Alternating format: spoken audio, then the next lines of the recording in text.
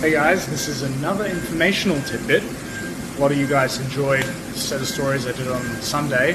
This one's short and sweet, I promise. So this is an indicator stand made by Murkens. You can buy it from Herman Schmidt as well. It's a really good quality stand with a fine adjust here. We've got this custom arm that's a bit more solid, and it also has a direct connection for not only the dovetail here for indicators, but the standard 8mm pitch. But like most indicators, it suffers from one fatal flaw, which is the resolution of the fine adjust can be a bit tricky, especially if you want to dial in that last mic. The reason why the fine adjust is a bit not fine, it's a bit coarse, is simple. You have your adjustment here, your pivot point here, and then the indication point over here. And you can see that this lever is quite large. So one thing that you can do, it's a bit of a trade-off, it's not a perfect solution, but one thing that you can do, especially with a rigid arm like this, is shorten this distance. So once more, if we go, that's like, I don't know, 30 degrees of turn, and we're already at like 50 microns. Something non-empirical like that, but you know, it's quite coarse.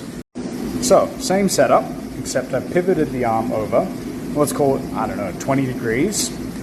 And you can see, adjustment point still the same.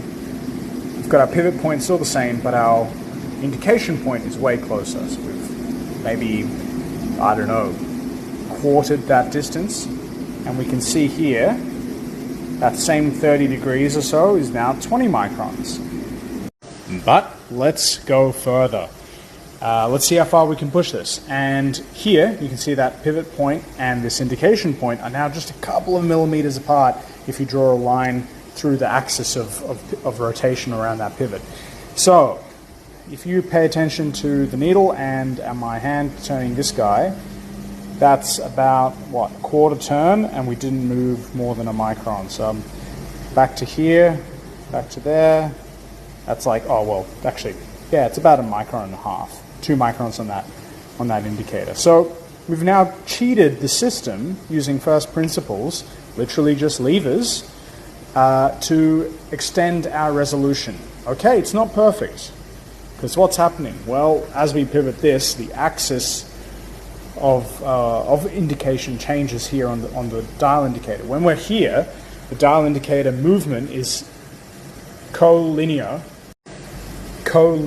with the displacement. So it's moving in the same direction as it's measuring displacement in. But here, as we pivot further and further from this theoretical sort of squareness, the indicator is doing this. It's not ideal, but tell you what, for dialing in most parts with heaps of area around them, this is a pretty space-consuming setup. I mean, it's not like this was space efficient, but this can run you into problems if you've got parts that have features that you have to gauge around. Anyway, for most setups, it's really, really useful, because now I've got heaps of resolution. I'm cranking this.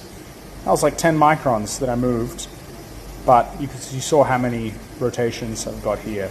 It also sort of, how can I say, dampens any errors that we have in the screw here, any stick slip effects and that sort of thing. Anyway, so yeah, that's just a little tidbit, something that maybe you can implement in your workflows, I'm not sure, but I really enjoyed sharing it. So if you enjoyed learning, let me know, and hopefully I can keep motivated to sharing little things like this that I find out along the way.